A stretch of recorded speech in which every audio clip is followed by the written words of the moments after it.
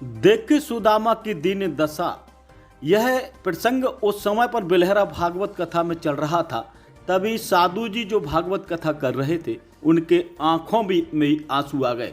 सबसे बड़ी बात हम आपको बता दें, यह प्रसंग जो है कृष्ण और सुदामा से जुड़ा हुआ है, लेकिन जो सुदामा की दीन दया और उनकी दीन दशा थी उसको देखते हुए जब सुदामा जी कृष्ण के दरबार में पहुँचे हैं और साधु जी ने जब इस भागवत कथा के माध्यम से आम धार्मिक बंधुओं को जब यह भागवत कथा सुनाई है, उसी समय पर साधु जी के भी आंसू नहीं रुके हैं। और तुम तक न्यूज पर हम आपको बता रहे हैं, कहीं ना कहीं साधु जी के भी आंसू छलक गए हैं। आप देखिए तुम तक न्यूज पर यह विशेष प्रसंग है। जैसे आंखें नेत्र है वैसे हमारे कृष्ण के नेत्र हैं। तुलना करने लगे, बराबरी।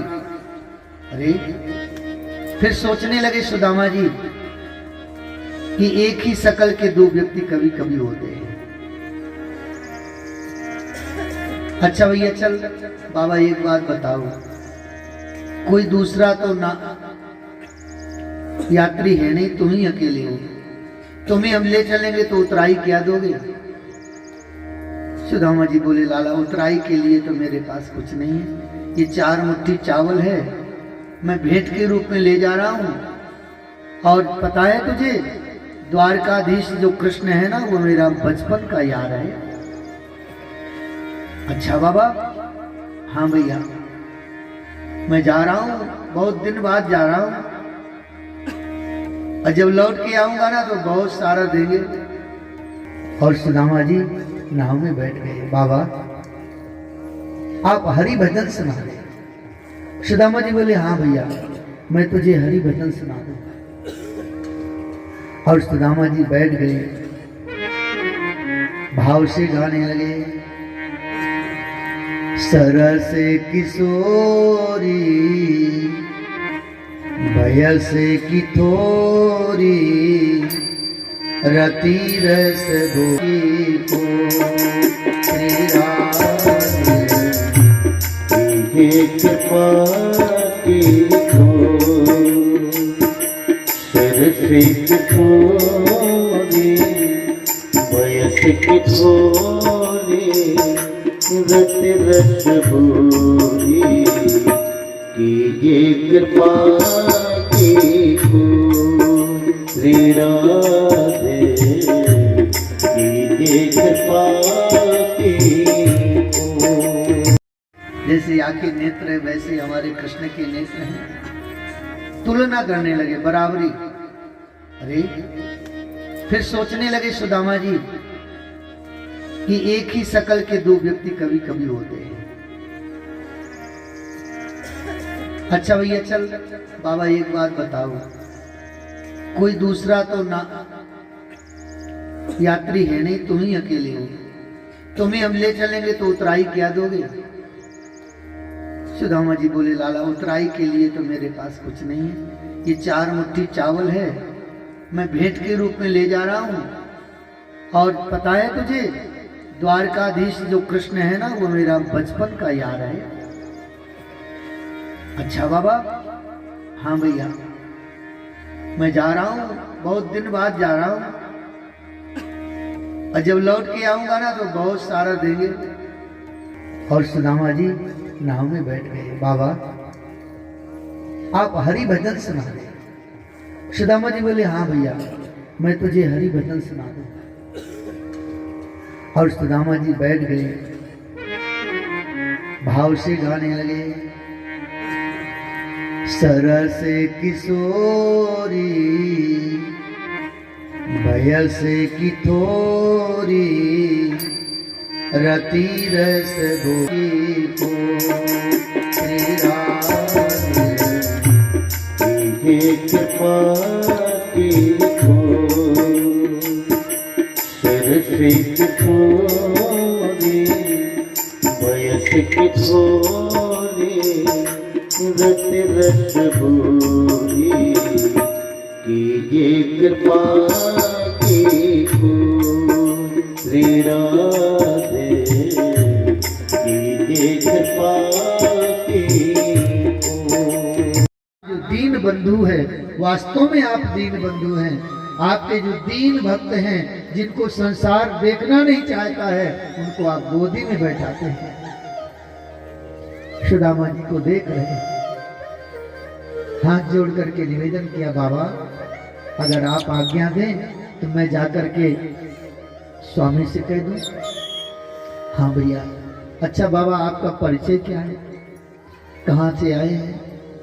सुदामा जी ने कहा भैया ये मत पूछो, बस इतना बता देना कि सुदामा ब्राह्मण आया है। द्वारपाल बड़े अचंभित होकर के देख रहे हैं, ऐसे ब्राह्मण तो दिन में हजारों ब्राह्मण द्वारिका में आते हैं, लेकिन ये ब्राह्मण केवल कहता है कि कह देना सुदामा आया है। द्वारपाल अंदर गए। अंतःपुर में भगवान श्री कृष्ण अपनी अष्टपट्ट रानियों के बीच में बैठ करके चौपर खेल रहे हैं। द्वारपाल ने जाकर के प्रणाम किया, प्रभु आपके जीवन की जय जयकार हो। द्वार पर एक ब्राह्मण देवता आए हुए हैं। श्री कृष्ण चौपर खेल रहे हैं, पूछ रहे हैं हाँ तो उन्हें ब्राह्मणों का जो आतिथ्य गृह है वहां उनको पहुंचा करके उनका आतिथ्य किया जाए। द्वारपाल कहते हैं प्रभु वो आतिथ्य ग्रहण के लिए नहीं आए हैं, वो तो केवल आपसे मिलना चाहते हैं। अच्छा तो क्या नाम है, कैसी हुलिया है, कहां से आए हैं? श्याम सुंदर ने पूछा। द्वारपाल कहता है किसी से पगा न झगा तन में, यही ग्राम से आए बस्यो के ही धामा। धोती फटी सिलटी दुपटी, आरु पाए गुपावे की नहीं सामा।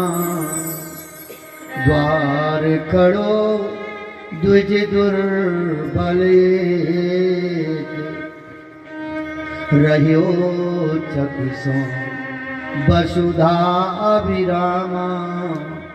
पूछत दीन दयाल को धाम, बतावत आपनो नाम सुदामा।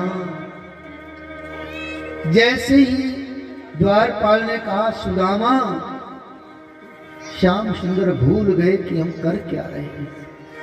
दौड़ पड़े, दोनों भुजाएं फैला करके, कहीं मुकुट गिर गया, कहीं पीतांबर गिर गया, कहीं पर खड़ाऊ पड़ी हैं और सुदामा जी की तरफ ऐसे दौड़े कृष्ण। हा सुदामा, हा सुदामा, जैसे कोई निर्धन बहुत सारी संपत्ति लूटने के लिए चल पड़ा। दौड़ते चले जा रहे हैं, द्वारपाल पीछे भगे जा रहे हैं। पता नहीं प्रभु को क्या हो गया। हा सुदामा, हा सुदामा, बस यही कहते चले जा रहे हैं कृष्ण। और द्वार पर सुदामा जी खड़े हैं, सर को झुकाए हैं, इधर उधर कुछ देख नहीं रहे, केवल मुख से जय श्री कृष्ण निकल रहा है।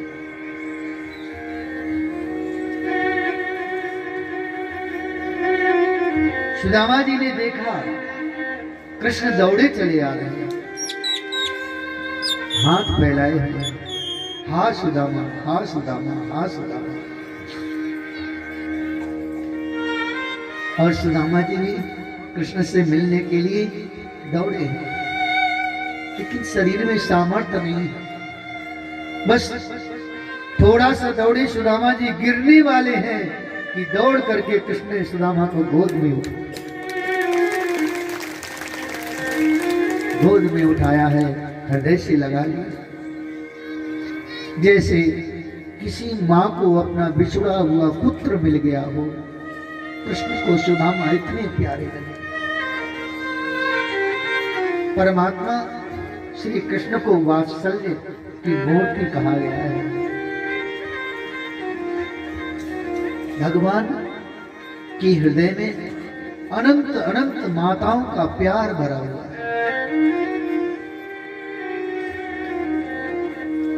एक माँ के अंदर पुत्र के प्रति कितना स्नेह होता है।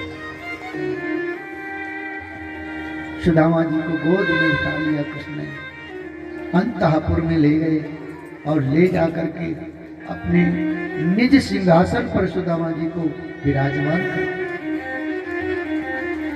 सुदामा जी कृष्ण के वैभव को देखते हैं पहले। सुदामा जी जिनकी सोने की द्वारिका है, महल सारे कुछ सोने के हैं, कि सुदामा देखते हैं कि कृष्ण से बड़ा धनवान ब्रह्मांड में कोई नहीं है। और कृष्ण के प्रेम को देखते हैं कि कृष्ण जैसा प्रेमी भी संसार में कोई नहीं है।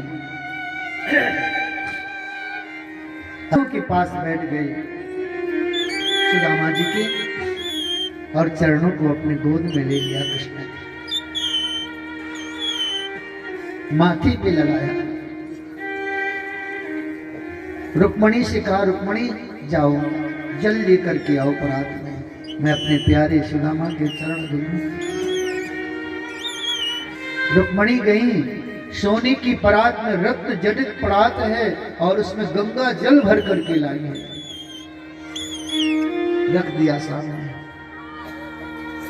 सुदामा जी के चरणों को देख रहे, चरणों की तरफ देखते हैं सुदामा जी के, तो लगता है कि सुदामा जैसा दुखी संसार में कोई नहीं है।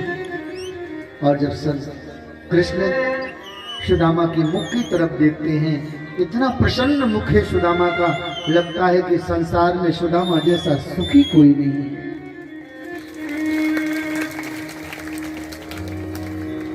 भक्त की यही लक्षण है।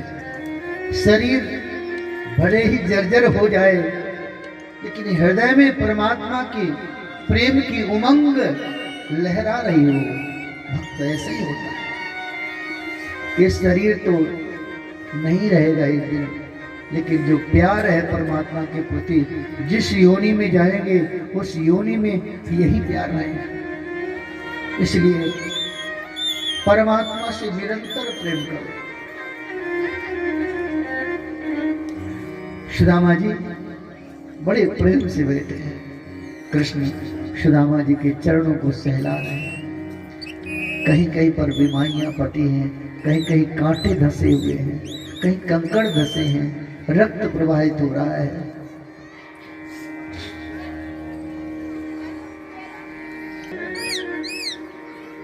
कांटों ने मानो ये उत्तर दिया है, हे श्याम सुंदर, अगर आपके भक्त सुदामा के चरणों में नहीं लगते तो आज आपका दर्शन नहीं होता है।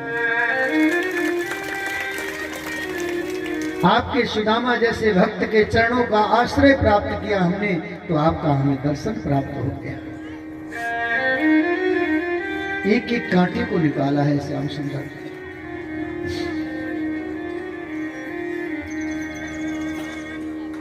कृष्ण के मस्तक पे रखे हुए और कह रहे हैं, कृष्ण क्यों रोते हो? मुझे कोई दुख नहीं है। अरे ये शारीरिक दुख, लौकिक दुख कोई दुख नहीं है। दुख तो वो है कि तेरा भजन ना हो, तेरा नाम अच्छा ना लगे, तेरी कथा अच्छी ना लगे, तेरा सत्संग अच्छा ना लगे। कृष्ण दुख तो वो है। सुबह से शाम तक भजन करता हूँ, कीर्तन करता हूँ, सत्संग करता हूँ, कृष्ण मेरे जीवन में थोड़ा भी दुख नहीं है।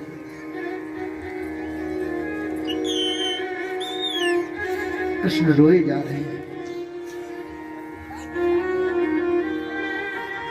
देखी सुदामा की दीन दशा, करुणा करके करुणा निधि रोए, परात को हाथ छुयो,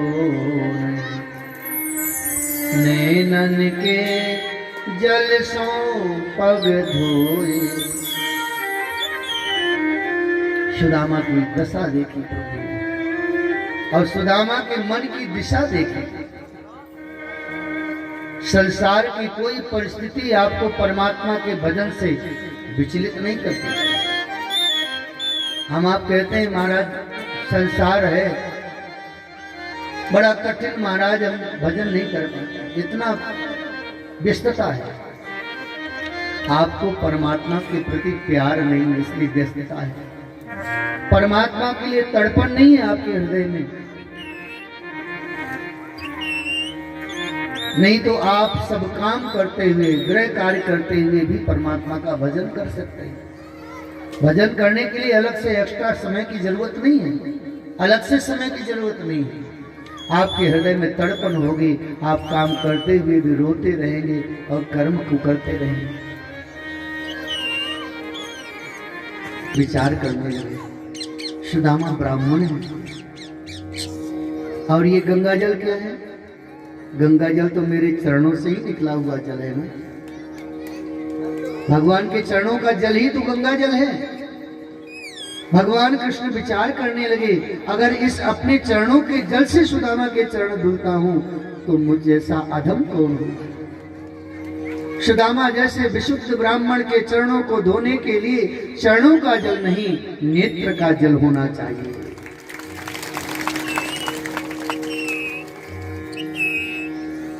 सुदामा जी के चरणों को श्याम सुंदर ने अपने नेत्रों के आंसुओं से धोया। सुदामा जी उठे और कृष्ण को उठाया, हृदय से लगाया, मत रो कृष्ण, अपनी गरीबी जिसे दिखाई ना दे। कृष्ण के नाम के सामने वास्तव में वही भक्त है। संसार की वस्तु ना मिले तो अपने को विपन्न मत समझना, गरीब मत समझना। अगर परमात्मा का भजन ना हो तो समझ लेना हम बहुत गरीब हैं। सबको भजन करना चाहिए, प्रत्येक प्राणी को, मनुष्य को तो करना ही करना है। अगर मनुष्य शरीर धारण करके हमने परमात्मा का भजन नहीं किया और आपस में ईर्ष्या द्वेष में, जातिवाद संप्रदायवाद में लगे रहे, जीवन पूरा हो जाएगा। फिर पता नहीं हम मनुष्य बनेंगे कि नहीं बनेंगे। इसलिए सारे वाद विवाद को त्याग करके केवल एकमात्र हम परमात्मा के हैं, बस इस भाव को हृदय में धारण करके भजन करना है। ये हम फलाने दल के हैं, हम फलाने दल के हैं, इस दलदल में पड़ जाओगे तो भैया कभी निकल नहीं पाओगे। बड़े बड़े विद्वान ज्ञानी जन इस दलदल में पड़े और पड़े पड़े शरीर पूरा कर गए, कुछ नहीं प्राप्त कर पाए। हम किसी दल के नहीं हैं, हमारा दल तो केवल एक दल है, वह है भगवत प्रेम। बस इसी मार्ग के पथिक हैं। जो इस मार्ग में चलना चाहे तो हम उसके गुरु भाई हैं, हम उसके साथी हैं और उसकी मदद करते हुए हम चलेंगे, यात्रा करेंगे। और अगर हमारे ठाकुर का नहीं तो भैया कोई चाहे कितना भी, तुलसीदास जी महाराज जी ने कहा है, जाके प्रिय न राम भय देही तजिए ताहि कोटि बैरी सम यद्यपि परम स्नेही, जाके प्रिय न राम भय। जिसको हमारे ठाकुर प्यारे नहीं लगते हैं, करोड़ करोड़ हमारा सगा ही क्यों ना हो, तो हम करोड़ करोड़ बैरी के समान उसका त्याग कर देंगे, लेकिन हम उससे कोई मतलब नहीं रखेंगे। परमात्मा का प्रेमी हमारा प्रेम। सुदामा जी बड़े विभल हुए, कृष्ण का प्रेम देखा, कृष्ण की संपन्नता देखी। देखो तो कितना संपन्न है। प्रेम से बैठाया, कृष्ण ने पूछने लगे, सुदामा जी आपका ब्याह हो गया? सुदामा जी बोले, हाँ मेरी इच्छा नहीं थी, लेकिन पिताजी नहीं माने, ब्याह कर दिया। तेरी भाभी का नाम सुशीला है, तेरे 4 भतीजे भी। अच्छा, कृष्ण बोले, सुदामा जी आपने ब्याह कर लिया, हमें निमंत्रण नहीं भेजा। सुदामा जी बोले, लाला इतनी गरीबी थी कि तेरे पास तक मैं पहुंच नहीं सकता। चल कोई बात नहीं। अच्छा कृष्ण, तुमने भी ब्याह कर लिया? कृष्ण बोले, हाँ मैंने भी ब्याह कर लिया। अच्छा तो भाभी का नाम क्या है? कृष्ण बोले, कौन सी भाभी का? सुदामा जी बोले, क्या 2-4 भाभी आए क्या? कृष्ण बोले नहीं नहीं, और ज्यादा है, 2-4 से ज्यादा है, 15-20 भाभियां है क्या? नहीं नहीं सुदामा जी, और ज्यादा है। क्या 100-200 हैं क्या तुम्हारी पत्नियां? सुदामा जी से कहा कृष्ण ने, नहीं नहीं और ज्यादा है।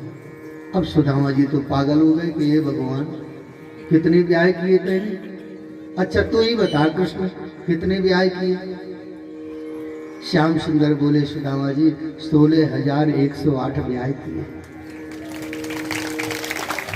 इतनी बात कहती सुदामा जी तो महाराज आंख कान बंद करके बैठ गए। हे भगवान, मैंने एक ब्याह कियो तो उल्हना दे रहे हो, और तेने इतने ब्याह किए लाला, 2-4 में ही बुला लेता मुझे।